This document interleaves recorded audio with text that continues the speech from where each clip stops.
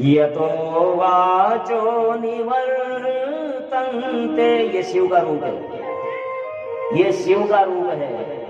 एक श्लोक में पूरा स्वरूप आ गया शिव का। यतो वाचो निवर्तन्ते अप्राप्य मनसा सह यस्मात् सर्वमिदं ब्रह्म विष्णु रुद्रेन्द्र पूर्वकम्। जहां जाकर के वाणी भी लौट आती है। कहने का अर्थ यह है कि वाणी से उनका वर्णन किया ही नहीं जा सकता। वेद जो अपौरुषेय है, जो ईश्वर के द्वारा भेजे गए हैं, वो भी अंत में कहते हैं नेति नेति, इसका कोई अंत नहीं है, इसका कोई अंत नहीं है। यथा वाचो निवर्तन्ते, जहां वाणी भी निरुत्तर हो जाती है, सरस्वती भी जिनका बखान नहीं कर पाती, अप्राप्य मनसा सह, वो भी नहीं जानती, वो जो ब्रह्मा विष्णु रुद्र इंद्र आदि सबको पैदा करने वाला है, सबको पैदा करने वाला है, वो कौन है? वही देवादिदेव महादेव जगदीश्वर हैं, जो भक्ति से ही दर्शन देते हैं, वही साध्य है। उनका कोई स्वरूप नहीं, कोई गुण नहीं, निर्गुण निराकार, लेकिन भक्तों की कामना वह साकार वही है, उनको कोई नहीं जान सकता। तव तत्वं न जानामि कीदृशोऽसि महेश्वर, यादृशोऽसि महादेव, तादृशाय नमो नमः। शिव तत्व नहीं जानते, आप कैसे हो नहीं जानते, लेकिन आप जैसे भी हो, जैसे भी, उन्हीं को प्रणाम करते हैं। उसी रूप में हम आपको प्रणाम करते हैं। क्रम से मनन साधन होने पर ही शिव योग की प्राप्ति होती है, तभी मुक्ति होती है। व्यास जी को सनकादिक ने ये साधन बताया था, जो उन्हें मंदराचल पर नंदीश्वर ने बताया था। अन्य देव साकार पूजे जाते हैं, लेकिन सदाशिव सकल निष्कल ज्योति रूप में पूजे जाते हैं। शिवलिंग ज्योति का ही स्वरूप है। लिंग का अर्थ इधर उधर मत लेना, लिंग का अर्थ होता है चिन्ह निशान, उनका भगवान का लिंग यानी भगवान का निशान, भगवान का चिन्ह, और भगवान का चिन्ह ज्योति स्वरूप है, और ये ज्योति ही शिवलिंग है। पूर्व काल में, पहले कल्प में ब्रह्मा विष्णु में परस्पर युद्ध हुआ था। उनका मान दूर करने के लिए निष्कल परमात्मा ने स्तंभ रूप प्रकट किया, और तभी शिव जी का निष्कल लिंग विख्यात हुआ। सनकादिक ऋषि के पूछने पर नंदीश्वर कहने लगे, एक समय शेष साई विष्णु से ब्रह्मा आकर के पूछते हैं, जैसा शुरू में बताया था ना, तपस्या की, विष्णु जी के दर्शन किए। विष्णु जी ने कहा आओ वत्स, आओ बेटे। ब्रह्मा जी ने कहा मैं तो पितामह हूं, मैं बेटा कहां हो गया। ब्रह्मा पूछते हैं तुम कौन? विष्णु जी से, उठो मैं तुम्हारा स्वामी हूं, ब्रह्मा जी ने कहा। तो विष्णु जी ने कहा कि बेटा तुम मेरे पिता नहीं हो, मैं तुम्हारा पिता हूं। मेरी नाभि से कमल उत्पन्न हुआ, उसमें तुम हुए हो। तो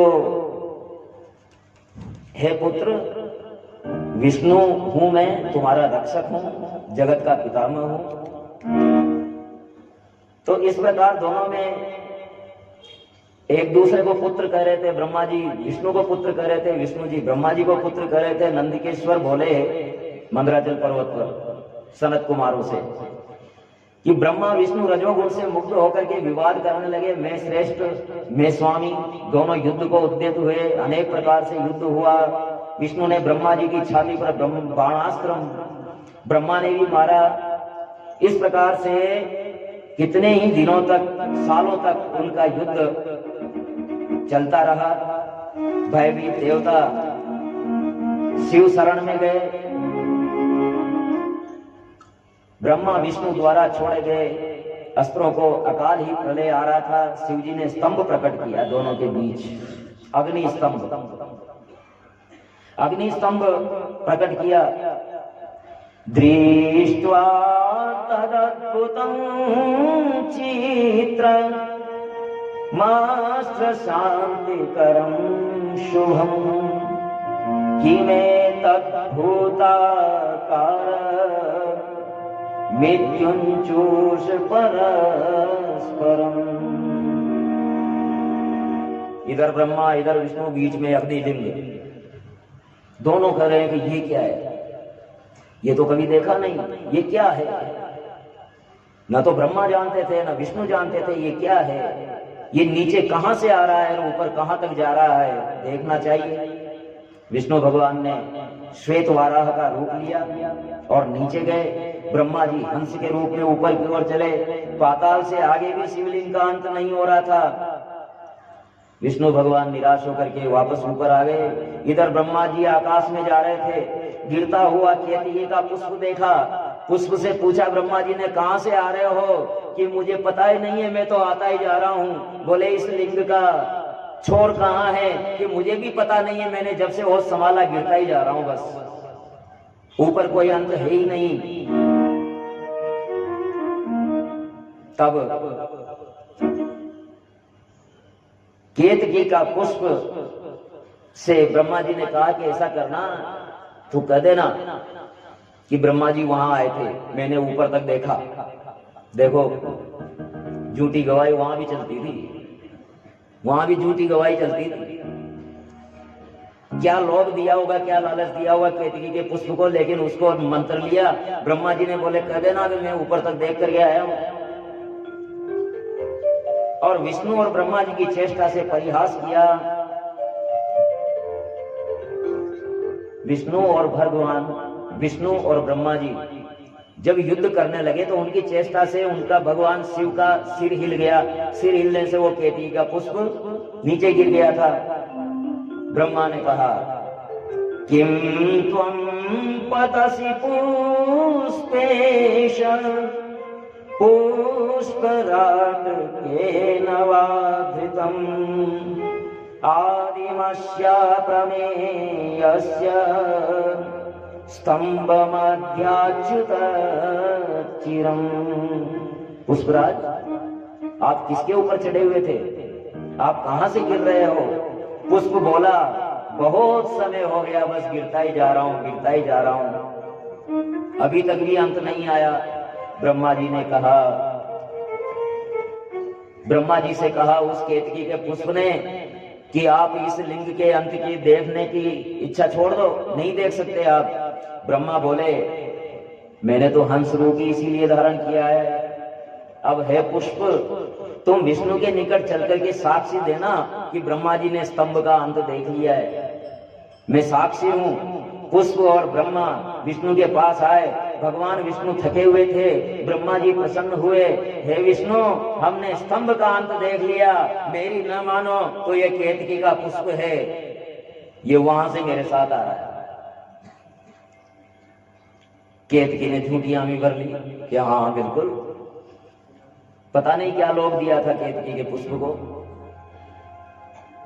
तो विष्णु ने ब्रह्मा जी की पूजा कर ली। भाई ठीक है, तुम अंत देखा है तो तुम जीत गए, अब तुम मेरे पूज्य हो। ये कपट देख करके उसी अग्नि स्तंभ से शिव साकार होकर के प्रकट हो गए। ब्रह्मा जी का ये कपट देखा तो उसी स्तंभ में से एक स्तंभ वो था जो हिरण्यकश्यपु के महल में, जहां प्रहलाद की रक्षा के लिए स्तंभ फाड़ करके भगवान नरसिंह पैदा हुए थे। यहाँ अग्नि स्तंभ है जहां ब्रह्मा जी को झूठ बोलते हुए देखा। ब्रह्मा जी सारे देवताओं के पितामह, जिनके सामने पूरी सृष्टि की रचना करनी थी, सृष्टि को संस्कार देना था, वो ब्रह्मा झूठी गवाही पर खुद पूज्य होने के लिए ये चेष्टा कर रहे हैं। तो खंभ से भगवान शिव प्रकट हो गए। बोलिए विश्वनाथ दरबार की। ब्रह्मा जी के कपट से भगवान शिव प्रकट हुए।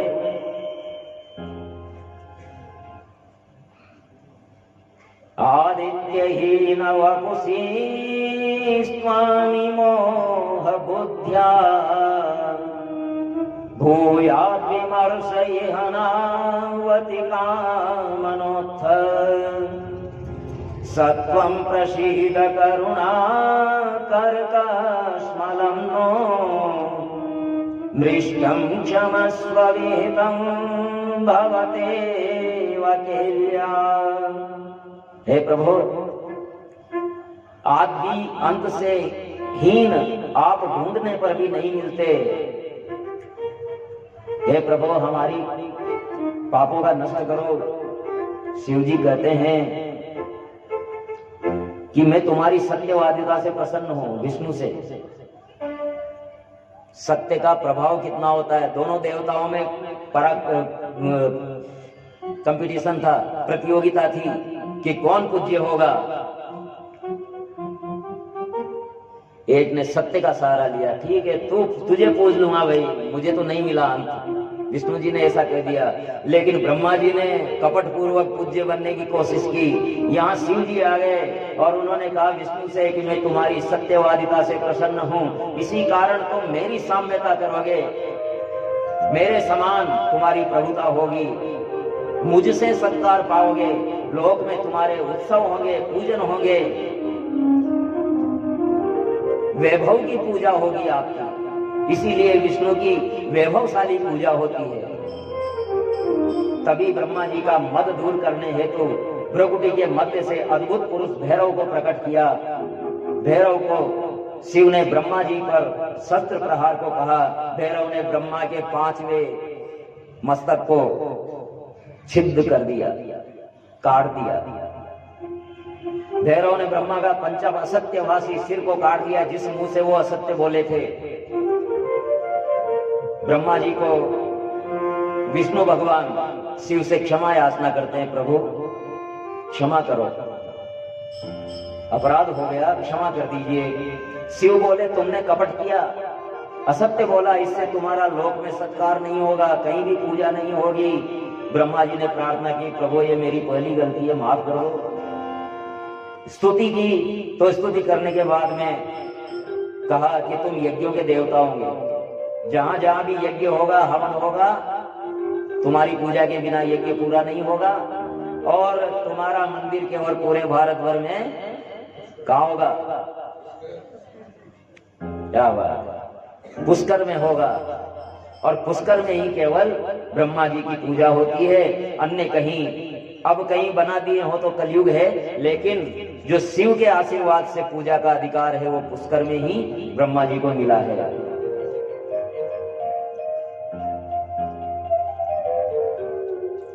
इस प्रकार ब्रह्मा जी को वरदान भी दिया। केतकी के पुष्प से कहा कि तुम्हें असत्य भाषी, तू दूर हो जा, मेरी पूजा से तू दूर हो जाएगा। केतकी के पुष्प भगवान शिव को नहीं चढ़ते हैं। क्षमा याचना करने पर भगवान भोलेनाथ ने कहा मेरे ऊपर तो तू नहीं चढ़ सकता, लेकिन अन्य देवताओं की पूजा में तेरा व्यवहार हो सकता है। इस प्रकार शिवलिंग कैसे बनाएं, इसकी स्थिति आती है। कहते हैं कि शौनकादिक ऋषि कि कौन सा शिवलिंग श्रेष्ठ है। सोना, चांदी, पारा, अनेक प्रकार के शिवलिंग होते हैं, सप्त धातु। सोने का शिवलिंग अच्छा है, चांदी का भी अच्छा है, पारद का भी अच्छा है, सारे अच्छे हैं। लेकिन जो सर्वश्रेष्ठ है ना, वो है पार्थिव लिंग, मिट्टी का बनाया हुआ लिंग। मिट्टी से बनाओ, प्रतिष्ठा करो, पूजन अभिषेक करो और विसर्जित कर दो।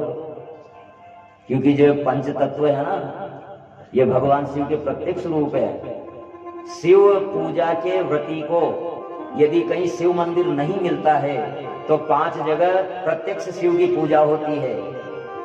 धरती, जहां जाओगे वहीं मिलेगी। धरती में शिव की पूजा कर सकते हैं। जल, जल में शिव की पूजा कर सकते हैं। अग्नि हर कहीं मिल सकती है। सूर्य, सूर्य में शिव की पूजा कर सकते हैं, वायु दिखती नहीं है लेकिन है, उसमें शिव की पूजा कर सकते हैं, आकाश शिव का रूप है, उसमें पूजा कर सकते हैं। तो शिव तो प्रत्यक्ष है, जहां देखना चाहो वहीं दिखेंगे शिव जी, कहीं भी जाने की जरूरत नहीं है, हर कहीं शिव जी है, अपने मन में बिठा लो बस। शिव पुराण का सार यही है। इस प्रकार नमः शिवाय का जाप के लिए बताते हैं कि 5 करोड़ जाप करने से भक्त शिव रूप हो जाता है। ओम नमः शिवाय के 5 करोड़ जाप करता है कोई तो शिव रूप हो जाता है। वेद पारायण से भी शिव पद की प्राप्ति होती है। जो मनुष्य बाग बगीचा लगाता है, शिवालय में पेड़ लगाता है, शिवालय की झाड़ू बुआरी करता है या कराता है, वो भी शिव पद प्राप्त करता है। पुण्य क्षेत्रे स्थिता वापि कूपाद्य पुष्कराणि च शिवगंगेति विज्ञेयम् शिवस्य वचनं यथा। शिव क्षेत्र को प्राप्त करके मरण पूर्व पर्यंत निवास करे तो शिव पद प्राप्त करता है। शिव क्षेत्र में, शिव के स्थान में कुआं बावड़ी अगर बनवाता है तो उसका अक्षय फल मिलता है। ब्राह्मणों की कुड़ी है ये। कोई अगर शिव क्षेत्र में करवाते हैं तो उसका अनंत फल होता है। जलाशयों की रक्षा करना, जल में शिव का वास है ना, जलाशयों में मलमूत्र विसर्जन वर्जित है। जो नदी किनारे या तालाब के किनारे मकान होते हैं वो सीधे के सीधे लेट्रिन के पाइप उसमें डाल देते हैं, गलत है, शिव का अपमान है। जल स्थानों की शुद्धता पवित्रता की रक्षा हर हाल में होनी चाहिए। सरकार जो कहती है लेकिन हमारे शास्त्र कहते हैं कि वरुण देव हैं, गंगा जी हैं, विश्व का जीवन दाता है जल, और उसकी शुद्धता की रक्षा हमारा पहला और आखिरी कर्तव्य है। क्योंकि अगर जल है तो कल है, और जल नहीं है खत्म। मंगल ग्रह में ढूंढते फिर रहे हैं जीवन को, लेकिन जल नहीं मिल रहा वहां, और जल नहीं मिल रहा तो जीवन भी। तो शिव क्षेत्रों का वर्णन करते हैं, तीर्थों में जाकर के स्नान करने का महत्व बताते हैं, और बताते हैं कि बहुत से लोग कहते हैं कि शिवलिंग पर चढ़ा हुआ प्रसाद, चढ़ा हुआ जल ग्रहण करना चाहिए या नहीं करना चाहिए। तो बहुत सी जगह ये धारणा है कि शिव जी के चढ़ा हुआ तो नहीं खाना चाहिए, प्रसाद नहीं खाना चाहिए, ये है वो है।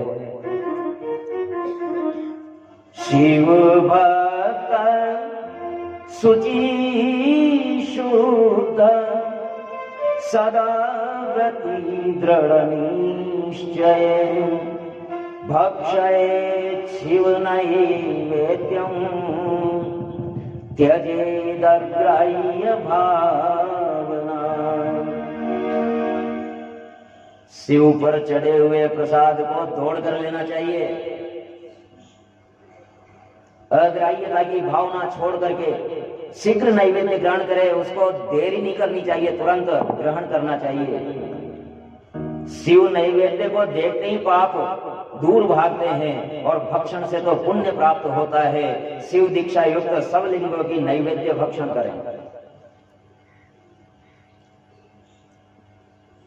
सुनिए खास बात, जिस शिवलिंग पर किसी ने तपस्या करके और सिद्धि प्राप्त की है वो सिद्ध शिवलिंग होता है। उस शिवलिंग पर चढ़ा हुआ प्रसाद सभी के पाने योग्य है।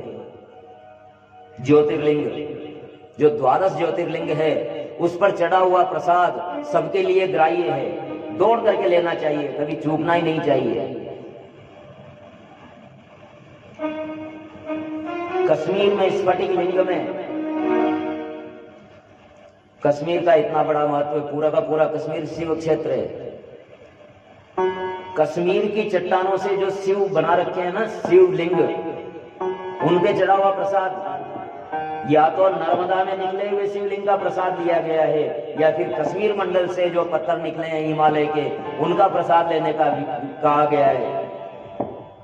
कश्मीर मंडल कितना महत्वपूर्ण है ये देख लीजिए अब आप।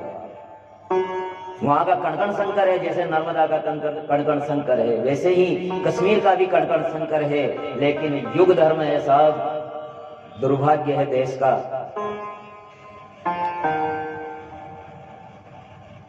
रसलिंग, रजत स्वर्ण निर्मित लिंग, देव सिद्धि से प्रतिष्ठित लिंग, कश्मीर के स्फटिक लिंग, कश्मीर में जो स्फटिक के लिंग बनते हैं वो ज्योतिर्लिंगों में नैवेद्य का भक्षण करना चाहिए।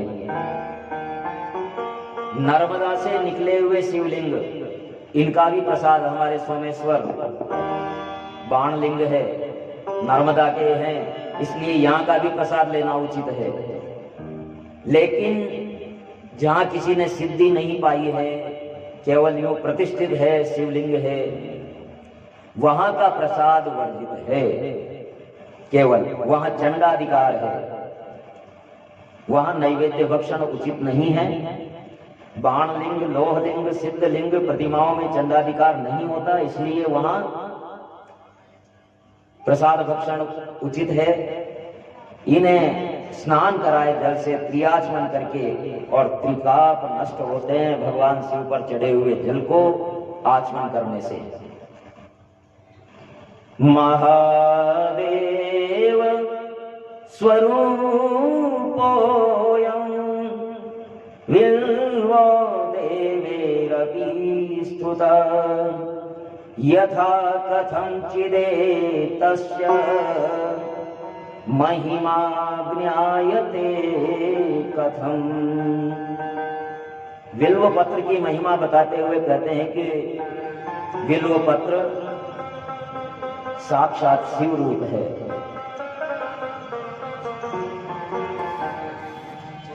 बिल्व की पूजा, बिल्व वृक्ष की पूजा साक्षात शिव पूजा है।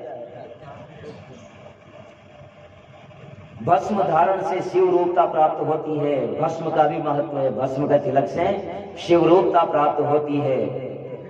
रुद्राक्ष शिव का प्यारा दर्शन, स्पर्शन और जप से पापहारी है, इसलिए रुद्राक्ष धारण का भी महत्व बताया गया है। शिव जी ने महेशानी जगदम्बा से रुद्राक्ष का महात्म्य कहा था। दिव्य सहस्त्र वर्षों मैंने तप किया था, मन क्षुभित हुआ, मैंने नेत्र मूंद लिए, नेत्रों से जल बिंदु गिरे और उसी से रुद्राक्ष उत्पन्न हुए।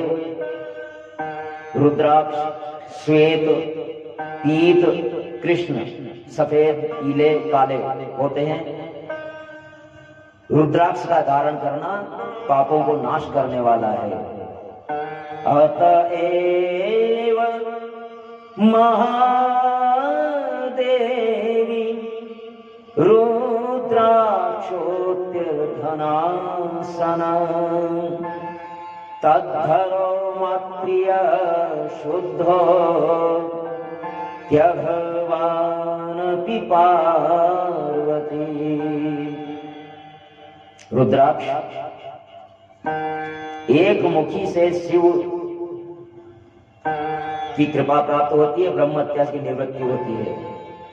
द्विमुखी रुद्राक्ष गौरी शंकर का रूप होता है, सर्व काम देने वाला होता है, सारी कामनाएं पूरी करने वाला होता है। तीन मुखी ब्रह्मा विष्णु महेश का स्वरूप होता है और ये देविक भौतिक तीनों तापों को नष्ट करने वाला होता है। चतुर्मुखी जो रुद्राक्ष होता है वो ब्रह्मा का स्वरूप माना जाता है और हत्या के पाप को से मुक्त करने वाला होता है। पंचमुखी भी शिव का स्वरूप है और ये अभक्ष्य भक्षण का दोष दूर करता है। छह मुखी रुद्राक्ष स्वामी कार्तिकेय का स्वरूप है। अगर कहीं शिव परिवार की स्थापना में कार्तिकेय नहीं है तो वहां 6 मुखी रुद्राक्ष की पूजा की जा सकती है, तो स्वामी कार्तिकेय की पूजा हो गई, ऐसा समझना चाहिए। इस प्रकार 14 मुखी तक रुद्राक्ष होते हैं। सूत जी महाराज आगे कहते हैं,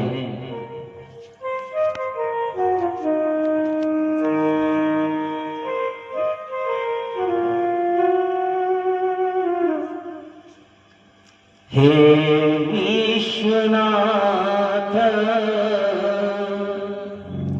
हे गौरीनाथ, हे विश्वनाथ हे गौरीनाथ,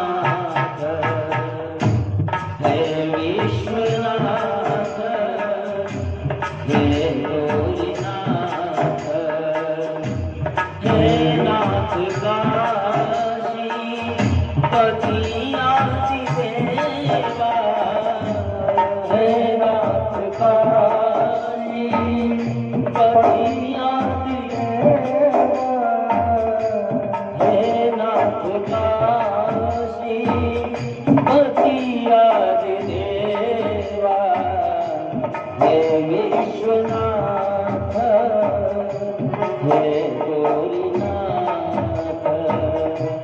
हे विश्वनाथ हे गौरीनाथ।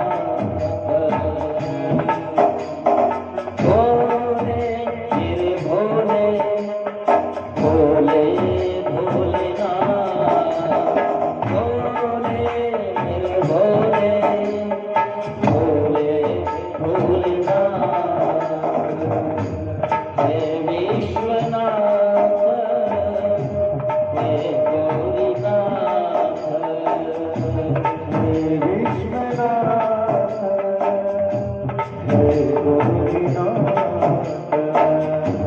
हे नाथ काशी पति आदिदेवा, हे नाथ काशी पति आदिदेवा, हे नाथ काशी पति आदिदेवा, हे विश्वनाथ हे गौरीनाथ, हे विश्वनाथ हे गौरीनाथ। भोले मेरे भोले, भोले भोलेनाथ, भोले मेरे भोले, भोले भोलेनाथ। नीलकंठेश्वरा सोमनाथेश्वरा, नीलकंठेश्वरा सोमनाथेश्वरा, ओंकारेश्वरा वैद्यनाथेश्वरा, ओंकारेश्वरा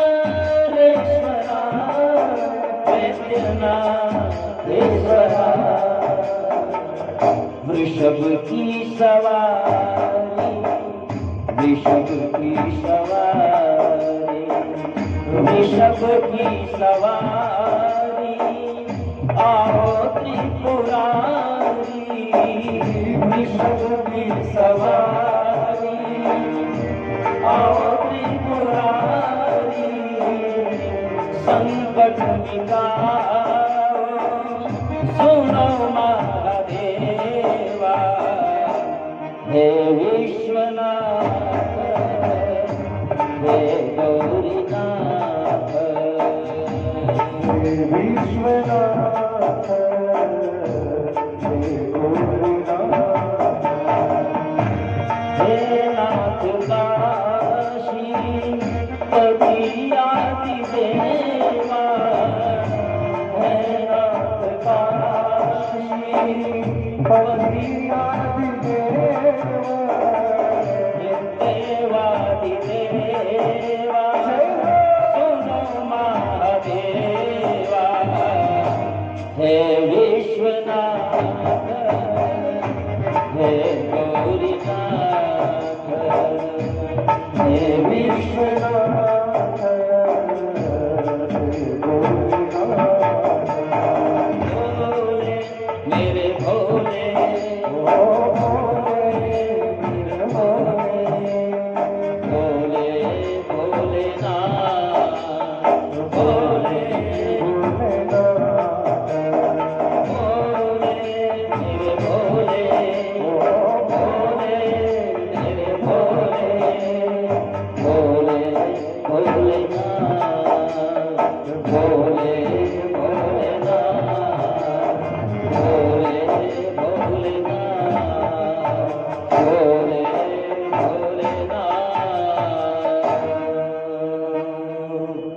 बोले विश्वनाथ भगवान की। नैमिषारण्य निवासी शौनकादि मुनीश्वर सूत जी की प्रशंसा करके बोले, हे प्रभु, शिव जी का श्रेष्ठ रूप, शिव पार्वती की दिव्य लीलाएं, निर्गुण शिव सगुण कैसे हुए, सृष्टि के पहले क्या था और बाद में क्या था शिव का स्वरूप। शिव का स्वरूप सृष्टि के पहले क्या था, बाद में क्या था, शिव पार्वती जी का दिव्य लीला विग्रह हमें सुनाइए। शिव जी निष्कल हैं, निर्गुण हैं, फिर वो सगुण कैसे हुए। भगवान के विषय में कहा जाता है कि शीघ्र प्रसन्न होने वाले हैं, आशुतोष है।